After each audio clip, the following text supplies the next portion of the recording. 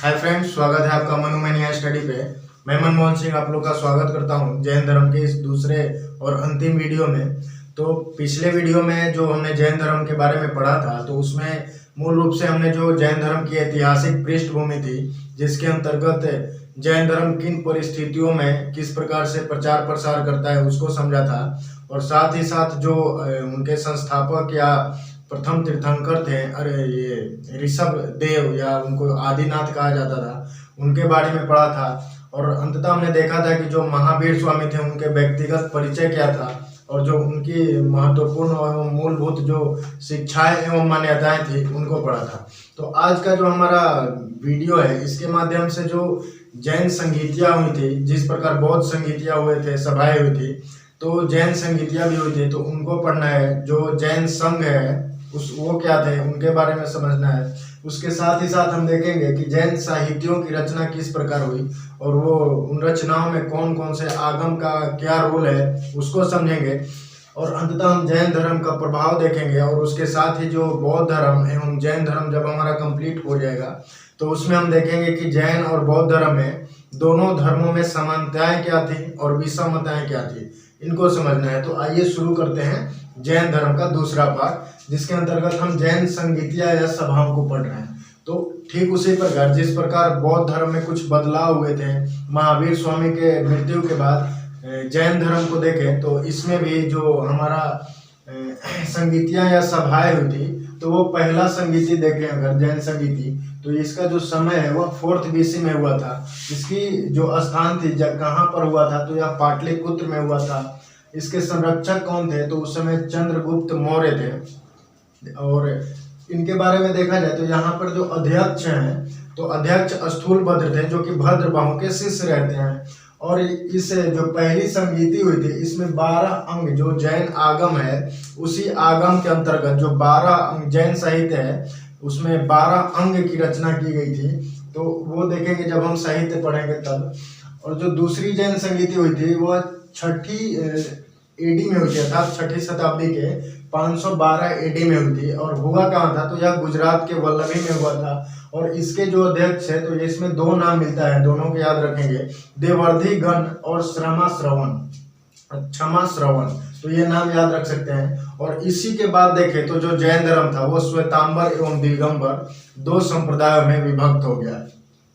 तो अब देखते हैं कि जैन धर्म का जो विभाजन है तो श्वेतांबर और दिगंबर में हो गया। तो वास्तव में हुआ क्या था, तो जब चंद्रगुप्त मौर्य का शासनकाल चल रहा था, अर्थात 298 BC के आसपास, तो वहां पर हम देखते हैं कि एक बहुत बड़ा अकाल पड़ता है 12 वर्षों का।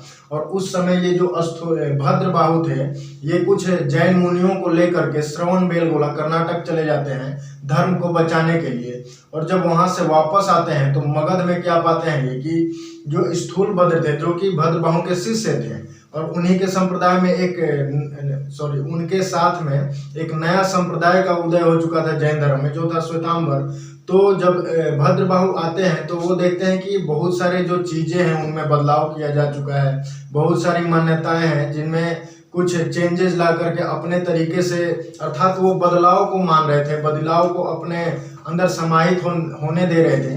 तो वो जो कहलाया वो श्वेतांबर, जो कि बदलाव को मान रहा था। और जो दिगंबर वाले संप्रदाय थे, जो जैन धर्म का मूल संप्रदाय था, वह था दिगंबर। और वहीं से जब भद्रबाहु आते हैं तो देखते हैं कि जो अर्थात जो गंधर थे, देखेंगे कि बौद्ध संघ में जो गंधर थे, उन गंधरों में आपस में विभेद देखने को मिलता है। और उसी के क्रम में जैन धर्म का जो विभाजन है श्वेतांबर एवं दिगंबर में हो जाते हैं। तो क्या थे उनमें डिफरेंस, उन डिफरेंस को देखें तो जो श्वेतांबर संप्रदाय था उसके प्रणेता के रूप में स्थूलभद्र थे। और स्थूलभद्र किनके शिष्य थे, तो भद्रबाहु के शिष्य थे, अर्थात इन्हीं से शिक्षा दीक्षा लिया था। और बाद में आगे चलकर जब मतभेद हुआ तो अलग संप्रदाय निकाल दिया जैन धर्म में, जो था श्वेतांबर। इसके साथ साथ दिगंबर संप्रदाय के देखें तो इसके प्रणेता या समर्थक के रूप में थे भद्रबाहु। यहाँ पर देखें तो जो श्वेतांबर थे, अर्थात नाम से ही पता चल रहा है, या श्वेत वस्त्र धारण करने वाले श्वेतांबर कहलाए। और दिगंबर में निर्वस्त्र, अर्थात बिना कपड़ों के नगण्य अवस्था में रहना था। जो अगला हमारा है, यहाँ पर बताया जा रहा है कि कैवल्य में अर्थात जब किसी को कैवल्य की प्राप्ति हो जा रही है तो श्वेतांबर संप्रदाय में कैवल्य के बाद भोजन कर सकते हैं। और वहीं दिगंबर संप्रदाय क्या बोलता है कि जब किसी को कैवल्य की प्राप्ति हो गई तो उसको अब उपवास करना है, अर्थात काया क्लेश की विधि के द्वारा मोक्ष की प्राप्ति करना है। तो ये डिफरेंस है। इसके अलावा श्वेतांबर में स्त्रियों को बतलाया गया कि मोक्ष की प्राप्ति हो सकती है, और दिगंबर कहता है कि स्त्रियों को मोक्ष की प्राप्ति नहीं हो सकती, क्योंकि जो स्त्रियां हैं वो नगण्य अवस्था में उनका रहना संभव नहीं है। तो इस कारण से दिगंबर जो है स्त्रियों को मोक्ष की प्राप्ति करने से मना करता है, अर्थात उनके लिए यह संभव नहीं है। इसके साथ ही साथ देखें तो जो श्वेतांबर संप्रदाय था वह मल्लीनाथ देखें तो जो 19वें तीर्थंकर के रूप में थे उनको स्त्री मानता है। कौन सा संप्रदाय? तो श्वेतांबर संप्रदाय। और जो मल्लीनाथ को दिगंबर है वो पुरुष मानते हैं, तो यहाँ भी भेद देखने को मिलता है। और ये ऐसा कह रहे हैं कि जैसे जब हमारे जो तीर्थंकर ये स्त्री हो सकते हैं तो बाकी स्त्रियां भी यहाँ मोक्ष को प्राप्त कर सकती हैं।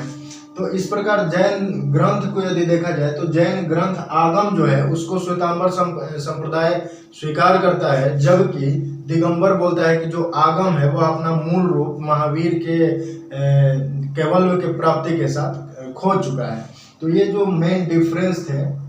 इसके अलावा यदि जैन संघ को देखें तो जैन संघ क्या था? तो जब शिक्षा ये जैन धर्म का जब प्रचार प्रसार हो रहा था तो उस समय महावीर स्वामी ने उन शिक्षाओं को प्रसार करने के लिए एक जैन संघ का निर्माण किया, और उस संघ की स्थापना किसने की? तो महावीर स्वामी ने।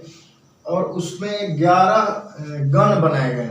जो 11 गण थे उन प्रत्येक गणों के एक प्रमुख होते थे जिनको गंधर्व बोलते थे, और उनके माध्यम से शिक्षाओं का जो प्रचार प्रसार ये सब होता रहता था। तो उसके साथ ही साथ देखा जाए तो इंद्रभूति और सुधर्मा नाम के 2 गंधर्व, ये नाम याद रखेंगे, इंद्रभूति और सुधर्मा। तो जो सुधर्मा रहता है वह महावीर स्वामी की मृत्यु के बाद भी लगभग 20 सालों तक देखा जाए तो जैन धर्म से जुड़ा रहता है, अर्थात उसका प्रचार प्रसार करता रहता है। और जैन धर्म में जितने भी नए नियम आ रहे थे तो वे श्वेतांबर संप्रदाय से थे। और यह सब जो टूटा विभाजन हुआ था किस प्रकार से हुआ था? तो यही जो गणधर थे इनमें मतभेद होने के कारण ये श्वेतांबर और दिगंबर संप्रदाय में टूटे। और एक और मुख्य कारण रहा जो भद्रबाहु जब चले गए थे श्रवण बेलगोला। इसके साथ साथ यदि जैन संघ में देखें तो जिस प्रकार हमने बौद्ध धर्म में देखा था कि जो गृहस्थ आश्रम में रहते हुए बौद्ध धर्म को मानते हैं तो वो उपासक और उपासिका कहलाते थे, ठीक उसी प्रकार जो जैन धर्म में गृहस्थ में रहकर गृहस्थ जैन नहीं बोलेंगे, तो जो पुरुष रहेंगे उनको श्रावक और जो स्त्रियां रहेंगी उनको श्राविका बोलेंगे। और यहाँ पर जो गृहस्थ आश्रम को पूर्ण त्याग कर दे तो सेम जैन धर्म में भी उनको बौद्ध धर्म की तरह ही भिक्षु जो पुरुष रहेंगे और भिक्षुनी जो स्त्रियां रहेंगी। तो ये थे जो पूर्ण संन्यास कर लेते थे वो थे भिक्षु और भिक्षुनी। तो इसको भी याद रख सकते हैं जैन संघ, जिसमें 11 जो गण थे उसको मूल रूप से याद रखेंगे। और 11 गंधर्व में 2 गंधर्व प्रमुख थे, इंद्रभूति और सुधर्मा। बाद में देखेंगे कि सुधर्मा जो थे वो 12 अंग की रचना में किस प्रकार से भद्रबाहु के सपोर्ट करेंगे। तो आइए अब देखते हैं जैन साहित्य। मूल रूप से यदि देखा जाए तो जो जैन साहित्य है वह अर्धमगही भाषा में लिखा हुआ है। तो ये याद रखेंगे जैन साहित्यों की भाषा क्या है, तो अर्धमगही है। और जैन साहित्यों को मुख्य रूप से 2 भागों में बांटा गया है, आगम और आगमेत्तर। तो ये आगम और आगमेत्तर क्या है? तो आगम को देखें तो जैन साहित्य, जितने भी जैन साहित्य हैं उनको आगम कहा गया है। और जैन साहित्य आगम जो है वह 6 भागों में विभक्त है। वो 6 भाग कौन कौन से हैं तो समझना चाहें तो सबसे पहला जो भाग है उसको बोलते हैं 12 अंग, अर्थात 12 अंग के अंतर्गत है क्या? तो जितने भी जैन धर्म की सिद्धांतें हैं, मान्यताएं हैं, शिक्षाएं हैं, वो सारी जो बातें हैं वो 12 अंग के अंतर्गत रखी गई हैं। और 12 अंग के अंतर्गत जो 12 अंग है उनमें 2 प्रमुख अंग है, वो कौन से? तो सबसे पहला जो है वो आचरांग सूत्र, और 7वां नंबर पे जो आता है भगवती सूत्र। तो ये जो 2 सूत्र हैं ये 12 अंग के अंतर्गत आते हैं। और इसमें आचरांग सूत्र में देखा जाए तो जो जैन भिक्षु हैं उनके लिए जो कठोर नियम है वो सारे जो नियमों का वर्णन है वो आचरांग सूत्र में है। और भगवती सूत्र में आप जानते होंगे कि महावीर के जीवन का चरित्र और साथ ही साथ जो अन्य प्रसिद्ध जैन मुनि है भद्रबाहु, स्थूलबाहु, हेमचंद्र, तो उनके जो जीवन के चरित्र हैं तो महावीर के साथ साथ उनका भी उसमें रचना है। जो अगला आगम का दूसरा भाग है वह है उपांग, 12 उपांग। तो याद रखेंगे 12 अंग पहला भाग, जिसके अंतर्गत आचरांग सूत्र और भगवती सूत्र। जो दूसरा भाग है आगम का वह है 12 उपांग, और इसके अंतर्गत क्या है तो सबसे पहले याद रखेंगे 12 उपांग में 12 को ना पढ़ना जरूरी नहीं है। एक याद रखेंगे जम्बूद्वीप और पुष्पिका। यहाँ पर मैं एक बात बताना भूल गया, जैसे श्वेतांबर संप्रदाय के प्रणेता के रूप में स्थूलभद्र को माना जाता था और दिगंबर के लिए भद्रबाहु को समर्थक या संस्थापक के रूप में मानते हैं, लेकिन एक ये नाम याद रखेंगे सिद्धसेन दिवाकर। ये ऐसे जैनी थे जिनको श्वेतांबर भी आचार्य मानता था और दिगंबर भी आचार्य मानता था। तो वो ऐसे कौन से जैनी थे या भिक्षु थे जिनको दोनों संप्रदाय आचार्य के रूप में स्वीकार किया था? तो वो थे सिद्धसेन दिवाकर, उज्जैन के रहने वाले थे और इनका उपनाम कुमुद भी था। तो चलिए आते हैं अपने टॉपिक पे। तो आगम का दूसरा भाग हमने पढ़ा 12 उपांग, और इस 12 उपांग जो है इसमें अंगों की व्याख्या, जिस प्रकार वेद पढ़ते समय हमने पढ़ा था कि वेदांग क्या है, तो जो वेदों को स्पष्ट रूप से मतलब वेदों का अर्थ समझने के लिए जो सारी बातें लिखी हुई हैं, वेदों की सहायक विद्या को वेदांग कहते हैं। ठीक उसी प्रकार ये 12 अंग को पढ़ने के लिए सहायक विद्या जो है उसको 12 उपांग करते हैं, अर्थात ये अंगों की व्याख्या करते हैं। और मुख्य जो अंग उपांग है वो है जम्बूद्वीप और पुष्पिका। तो 2 उपांग याद रखेंगे। अगला जो भाग है वो है 10 प्रकीर्ण, और इस 10 प्रकीर्ण के अंदर जो जितने भी जैन ग्रंथ के साहित्य हैं उनका जो ग्रंथों का परिशिष्ट है, जो उनका एक पूंजी है वो है क्या, तो 10 प्रकीर्ण के अंतर्गत रखा गया है। अगला जो चौथा भाग है आगम का वो है छेद सूत्र। इसके अंतर्गत जो भिक्षुओं के नियम है, अर्थात जो व्यक्ति भिक्षु या भिक्षुनी बन रहा है उनके क्या नियम है, इसमें जो कठोर नियम है यहाँ पर देखें तो जो जैन धर्म में गृहस्थ आश्रम के साथ रहते हैं उनके लिए जो नियम है वो इसमें डाला हुआ है। किसमें, 6 सूत्र में। 5वां जो भाग है उसमें है 4 मूल सूत्र, और इस 4 मूल सूत्र में यह बतलाया गया है कि कोई व्यक्ति किस प्रकार से भिक्षु बन सकता है। जो कठोर नियम है, जैन धर्म बहुत ज्यादा कठोर नियम था संघ में, जैन संघ में आने के, तो उसके जो भिक्षु बनने का संकल्प है वो बताया गया है 4 मूल सूत्र के अंतर्गत। और जो 6वां और अंतिम है वह है 2 चूलिका सूत्र, और जो कि यह अंग का परिवर्धन है, अर्थात इसके कुछ भागों को निकाल करके 6वां भाग बनाया गया जिसका नाम है 2 चूलिका सूत्र, और इसमें अंग का परिवर्धन है। इसके साथ साथ जैन कला के संबंध में यदि हम देखें तो जब प्राचीन भारत में जब कलाओं का विकास हो रहा था तो उसी क्रम में हमने देखा था कि बौद्ध धर्म के साथ हम गांधार शैली को देखते हैं, जो भारत के दक्षिण पश्चिम उत्तर पश्चिम भाग में प्रचारित हुआ था, और उसमें जो बौद्ध कलाओं में स्तूप जिनको हम गांधार शैली के रूप में देखते हैं तो उनका विकास हुआ था। ठीक उसी प्रकार मथुरा शैली में देखें तो जो जैन मूर्तियां बनी, नगण्य मूर्तियां, ये सारी जो चीजें हैं, जैन जो भवनें बनने लगे, मंदिरें बनने लगी। आप देखेंगे माउंट आबू का मंदिर, उसके अलावा देखेंगे तो खजुराहो का मंदिर, तो ये सारे जो मंदिर हैं तो एक प्रकार से ये जो जैन धर्म था ये कला को भी बढ़ावा दे रहा था। तो कला के संबंध में जो मथुरा शैली का विकास हुआ तो इसको जैन धर्म से जोड़ के पढ़ते हैं, और बहुत सारे जो मथुरा शैली में बने हुए मंदिर हैं वो जैन धर्म के कला के उदाहरण हैं, जिनमें यदि देखें तो राजस्थान का माउंट आबू का दिलवारा मंदिर, इसको देखा जाए तो ये जो माउंट आबू है इसको सोलंकी के शासकों ने बनवाया था। तो याद रखेंगे कहाँ का शासकों ने बनवाया था, ये माउंट आबू का दिलवारा मंदिर सोलंकी शासकों ने, है कहाँ पर, राजस्थान में। और पिछले वीडियो में हमने ये चर्चा किया था कि बाहुबली की जो मूर्ति है या गोमतेश्वर की मूर्ति है जो कि कर्नाटक के हसन जिले में श्रवणबेलगोला में स्थित है, और वहां पर देखें तो हर एक 12 वर्ष में वहां पर दूध दही से स्नान करके महामस्ताभिषेक होता है, तो उसको भी याद रखें। इसके अलावा खजुराहो मंदिर आप जानते होंगे, और यह जैन और हिंदू जो मंदिर है, जो जैन और हिंदू मंदिर है तो इसको चंदेल शासकों ने बनवाया था। तो इसको याद रखेंगे, खजुराहो मंदिर है कहाँ पर, मध्य प्रदेश में। इसको बनवाया किसने था, तो जैन और हिंदू, अर्थात ये किसको डिनोट करता है, तो जैन धर्म को भी और हिंदू धर्म को भी। तो ये कला के संबंध में कुछ थे जो जैन धर्म से जुड़े हुए थे। इसके बाद हम देखते हैं कि जैन धर्म का जो प्रभाव है वह क्या था।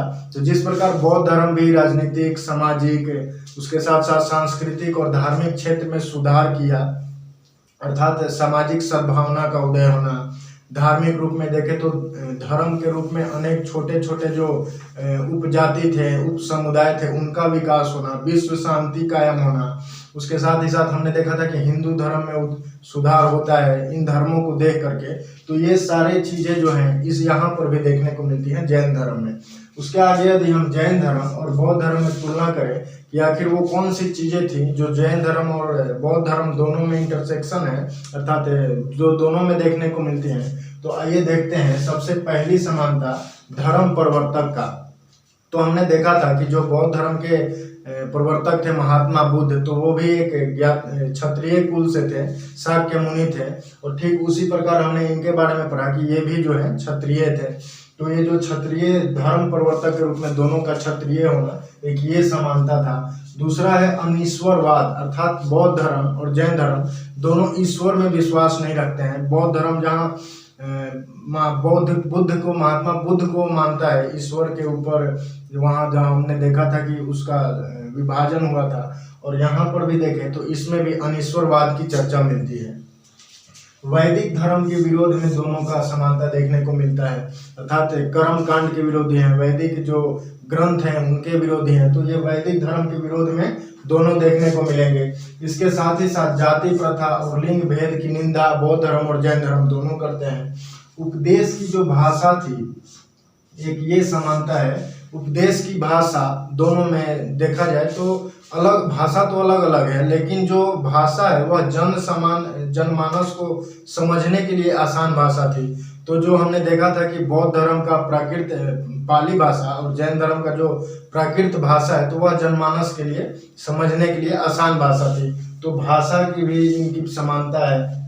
और हिंदू धर्म से मतभेद तो दोनों धर्म को था, क्योंकि ये अपने अलग सिद्धांतों पर चलते हैं। और मोक्ष की प्राप्ति, हालांकि देखा जाए तो दोनों में मोक्ष की प्राप्ति का जो तरीका है वो अलग अलग है, लेकिन जो अंततः इनका मेन पॉइंट है कि किस तरह से इस भौतिक सागर से पार हुआ जाए, वो मोक्ष की प्राप्ति थी। लेकिन दोनों का जो मोक्ष प्राप्ति का तरीका है वो अलग था। अब विषमताओं को देखें कि जैन धर्म में विषमताएं क्या क्या थी। तो जैन धर्म और बौद्ध धर्म के बीच, तो जैन धर्म में देखा जाए तो अहिंसा पर बहुत ज़्यादा बल दिया गया था। मैंने पहले भी बताया कि यहाँ के नियम इतने कष्टकारी और कठोर थे, जैसे कि ठंड में नहवाना, संग में अगर आना है तो उसके लिए बाल मुंडवाना, हमेशा नंगे नगण्य अवस्था में रहना, जो कि स्त्रियों के लिए संभव नहीं था। उसके साथ ही साथ गर्मी में ये जो हमारा धूप में लेटना, तो ये सारी जो चीज़ें हैं ये बहुत ज़्यादा कठोर अवस्था की थी। और यहाँ पर देखें तो अहिंसा पर बहुत ज़्यादा कहीं ना कहीं जो जैन धर्म है अतिशय पर बल देता है। तो जैन धर्म में अहिंसा भी एक रहा, जो बौद्ध धर्म में इतना ज़्यादा नहीं देखने को मिला। मोक्ष का रास्ता मैंने अभी बताया कि मोक्ष प्राप्ति तो दोनों में है, लेकिन जो रास्ता है तो जैन धर्म का रास्ता जो है वो हार्ड है। काया क्लेश या संलेखना विधि के द्वारा अपने शरीर को त्याग करके मोक्ष की प्राप्ति होती है, जबकि वहाँ पर बौद्ध धर्म में बतलाया गया है कि सांसारिक सुखों का त्याग कर करके, अर्थात अपने शरीर को बिना कष्ट दिए हुए भी मोक्ष की प्राप्ति हो सकती है, जिसको निर्वाण बोलते हैं।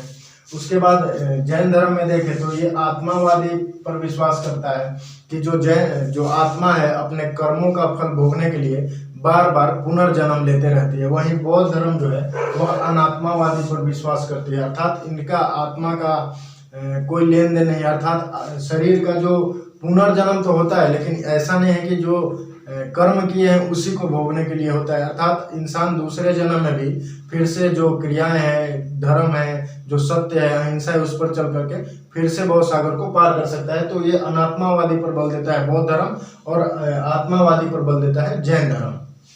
इसके अलावा जो जैन धर्म है वो काया क्लेश के तहत जो मोक्ष की प्राप्ति है बता रहा है, वहीं पर मध्यम मार्ग ये अपनाने को बोलता है बौद्ध धर्म, अर्थात मध्यम मार्ग के तहत भी मोक्ष को प्राप्त कर सकते हैं। इसके अलावा ब्राह्मणों का मंदिर में स्थान देखें तो जो जैन धर्म था यह ब्राह्मणों को भी मंदिर में स्थान देता था। यहाँ पर मैंने अभी बताया कि जो खजुराहो का मंदिर है मध्य प्रदेश में, यहाँ पर जैन धर्म को भी डिनोट करता है और हिंदू धर्म को भी डिनोट करता है। तो जो बौद्ध धर्म था वो वहाँ पर जो ब्राह्मणों को स्थान था मंदिर में आने का या स्तूपों में आने का, तो वो उस समय पर मनाही था उनका आना।